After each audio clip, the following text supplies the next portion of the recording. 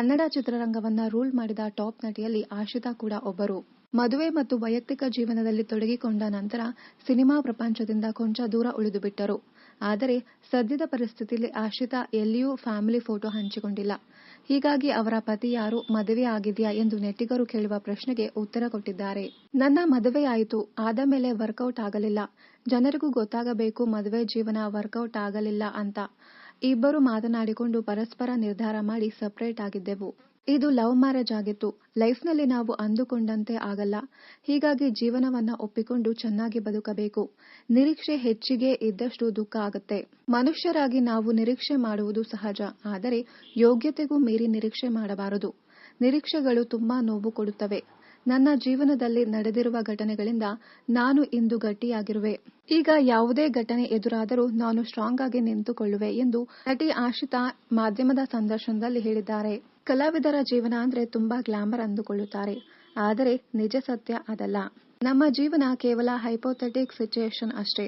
Cinema ಅಂತ ಬಂದ್ರೆ ನಾವು ಆಕ್ಟಿಂಗ್ ಮಾಡ್ತೀವಿ. ಆದರೆ ಅದರ ಹಿಂದಿನ ಜೀವನ ಎದುರಿಸಲು ತುಂಬಾ ಇದೆ. ಏನೇ ಆದರೂ ಎದುರಿಸಲು ಸಜ್ಜಾಗಿರಬೇಕು.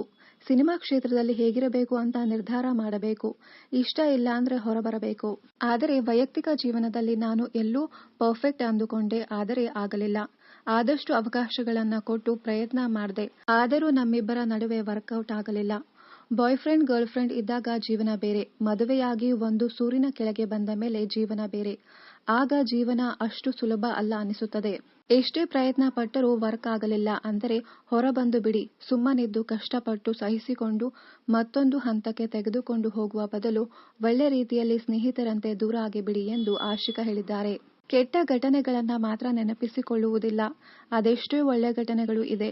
ಒಬ್ಬ ಗಂಡಸು ಅಥವಾ ವ್ಯಕ್ತಿಯಿಂದ ನನ್ನ ಜೀವನ ಮುಗಿದಿಲ್ಲ. ಏನೇ ಇದ್ದರೂ ಗಟ್ಟಿಯಾಗಿ ಎದುರಿಸಬೇಕು. ನಾನು ಜೀವನ ಪೂರ್ತಿ ಫೈಟರ್ ಆಗಿರುವೆ.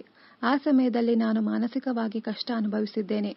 ಅದರಿಂದ ಹೊರಬಂದಿದ್ದೇನೆ. ಕೆಲವರಿಗೆ ಧೈರ್ಯ ಇಲ್ಲದೆ ಕೆಟ್ಟ ನಿರ್ಧಾರ ತೆಗೆದುಕೊಳ್ಳುತ್ತಾರೆ. ನನ್ನ ಜೀವನದಲ್ಲಿ ಎಲ್ಲವೂ ಚೆನ್ನಾಗಿ ನಡೆಯುತ್ತಿರುವಾಗ ನನಗೆ ಮೆಂಟಲ್ ಹೆಲ್ತ್ ಸಮಸ್ಯೆ ಆಯಿತು. ಹೇಗೆ ನಾವು ಮ್ಯಾನೇಜ್ ಮಾಡ್ತೀವಿ ಅನ್ನೋದು ಮುಖ್ಯವಾಗುತ್ತದೆ. ಹೀಗಾಗಿ ಯಾವುದಕ್ಕೂ ಹೆದರಿಕೊಳ್ಳಬೇಡಿ ಎಂದಿದ್ದಾರೆ ಆಶಿತಾ. ಇನ್ನಷ್ಟು ಕನ್ನಡ ಧಾರಾವಾಹಿ, ಸಿನಿಮಾ ಹಾಗೂ ಇನ್ನಿತರ ನ್ಯೂಸ್ ಅಪ್ಡೇಟ್ಸ್ಗಾಗಿ ಚಾನೆಲ್ ಅನ್ನ ಸಬ್ಸ್ಕ್ರೈಬ್ ಮಾಡಿ. Thank you.